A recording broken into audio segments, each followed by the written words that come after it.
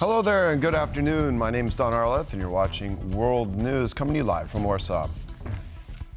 Ukrainian President Volodymyr Zelenskyy is meeting up to 50 European heads of state in Copenhagen on Thursday to discuss Russian aggression amid increased drone incursions into European skies.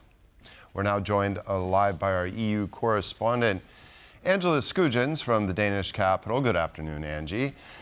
So what is expected to come out of this European Political Community Summit?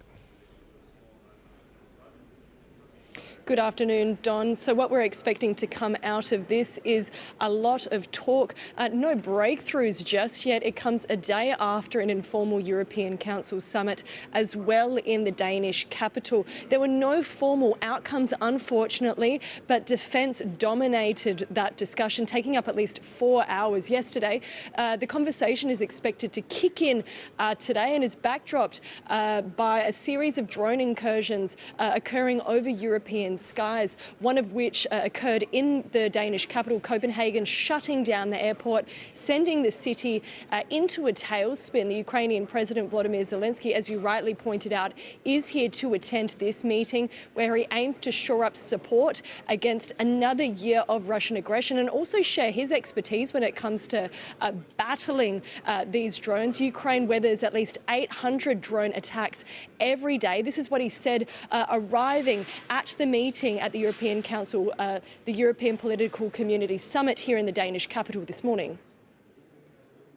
I think that the most important that today Europe really faced this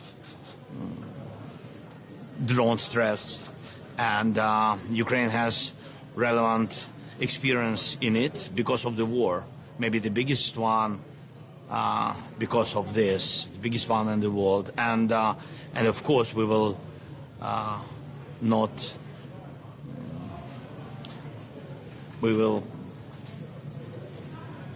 stay aside.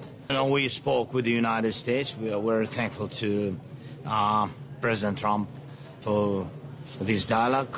Last time we had very good meeting, very productive dialogue, and we spoke about long-range missiles, long-range weapon. I mean, we spoke about it, so we will see. Everything depends on his decision. It's significant.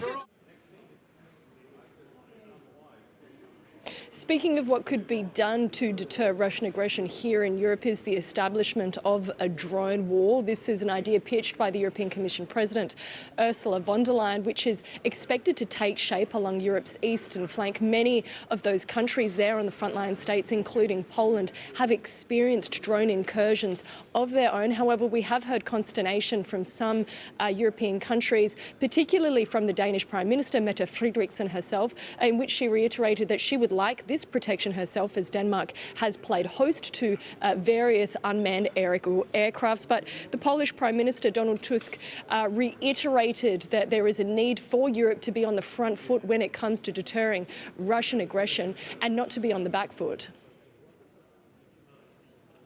Today, we, NATO and the European Union, need to look for ways that maximize our security. The initiatives that we talk about, which were accepted despite skepticism of some, are the drone wall that is to protect our border from airspace incursions and eastern flank watch.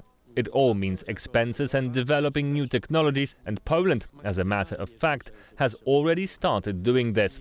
And for me, it is important that it's becoming a shared task for the whole of Europe. Tusk also used his opportunity today here in the Danish capital to try and convince certain European partners, which may be hesitant to admit that there is a war occurring, at least in a hybrid realm on their shores. He stated that this is a new type of war, one that is very complex, one that needs to be fought with new technologies. He also stated that almost every day Poland, particularly in the Baltic Sea region, are experiencing new hybrid attacks, which really underscores the need for Europe to buffer and bolster its European defensive security architecture. This is the whole point of this meeting today in the Danish capital. But we're hoping for some real outcomes and not just talk, so these ideas can go into implementation. Yes, indeed. Calls for action definitely needed at this point, especially with these ongoing threats. Angela Skujins reporting there from Denmark. The United States will reportedly support Ukraine's campaign of long-range strikes in Russia. This marks a significant shift in President Trump's previously lukewarm support for Ukraine. For more on this, let's now go live to Kyiv and our correspondent Alex Cardier. Good afternoon, Alex. So what can you tell us about what seems to be a breakthrough in U.S. policy? Well, good afternoon, Don. It's certainly a significant shift. If you think back in February, President Zelenskyy had no cards to play. He was gambling with World War III. The Vice President of the United States, J.D. Vance, was urging no U.S. support for Ukraine. Well, now, according to reporting in the Wall Street Journal, the U.S. is sharing intelligence with Ukraine to assist in their long-range strikes in Russia, specifically targeting oil refineries, pipelines and power stations to continue to harm Russia's war economy and its ability to finance its full-scale invasion of Ukraine. That, of course, a real shift in U.S. policy, not just maintaining the course or reducing support, but now offering even more support than the previous administration did to Ukraine. To be very clear, this is to target Russia's war economy, not to target any other infrastructure. That's according to that Wall Street Journal reporting. The big question, of course, that remains, Don, is what will those targets be hit with? For now, we know that those successful long-range strikes for Ukraine into Russia have been done exclusively with Ukrainian-made weapons, those long-range drones made right here in Ukraine. The outstanding question, of course, is whether or not the United States will offer more long-range missiles like Tomahawks or Barracudas to Ukraine. That would allow this country to strike very deep into Russian territory, indeed to further hurt perhaps military infrastructure, but certainly Russia's war economy as well. For now, no decision made in the United States, in Washington, in the Oval Office, about whether or not these missiles will be sold or given to Ukraine, but certainly it is being considered and not declined outright in what could be an even more of a shift in U.S. policy towards Ukraine. Don? Yes, indeed. As you rightly highlighted, a very big shift there in U.S. policy. We'll have to see where it takes us. Alex Cardier reporting there from Kyiv. Thank you and stay safe. French soldiers boarded a tanker off western coast of France, reportedly linked to Russia's shadow fleet, AFP reported on Wednesday. The vessel, located in the Atlantic Ocean near Saint-Nazaire, is under investigation by French authorities.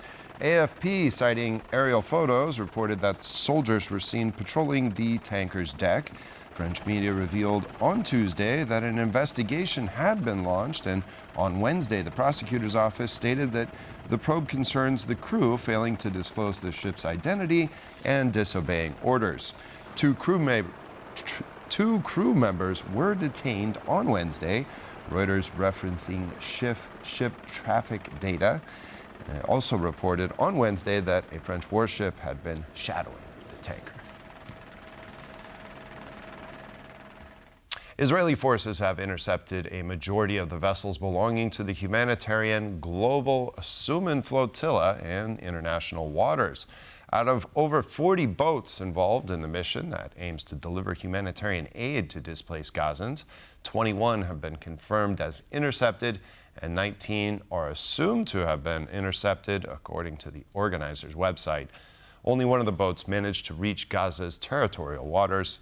As Israeli vessels neared the flotilla, members of the humanitarian mission gave an update on their status.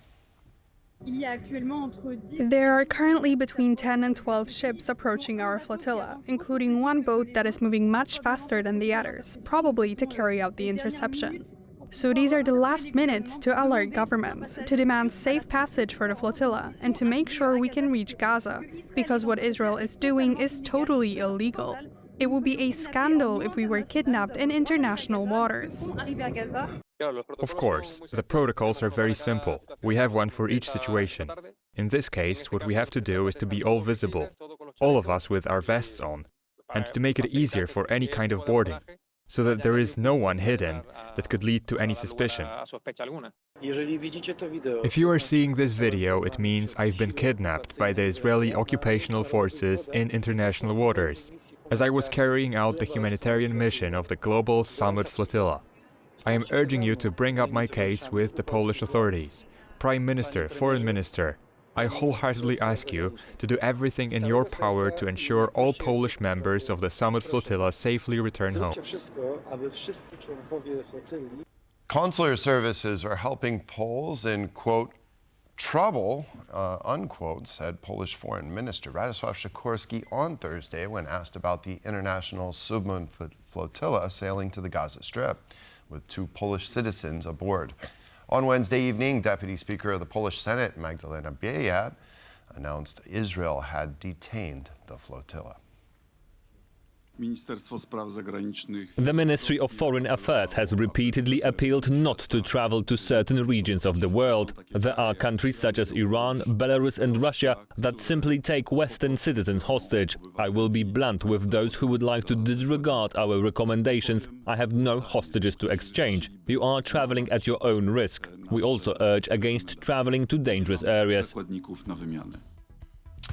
And that's all the time we have here on World News. Thank you for joining us, and stay with us for more here on TVP World.